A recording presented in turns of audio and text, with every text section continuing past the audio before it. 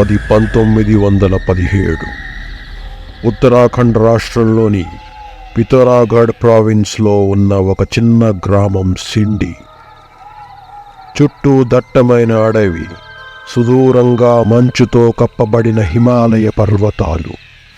కానీ అక్కడ జరిగింది ఒక మారణ హోమం, ఎంతోమంది అభాగ్యుల బలిదానం. తన రాకాసి కోరలతో ఎన్నో కలలను చిదిమేసిన ఒక నరభక్షకి కథ ఇది. ఆ ఊరికి వచ్చే ఒక ముసలి పోస్ట్ మ్యాన్ అక్కడి ప్రజలను కాపాడదలచి తన శక్తికి మించిన ప్రయత్నంతో ఈ పులిని ఎదుర్కొని ఎలా చంపగలిగాడో తెలిపే యథార్థ సంఘటన ఇది.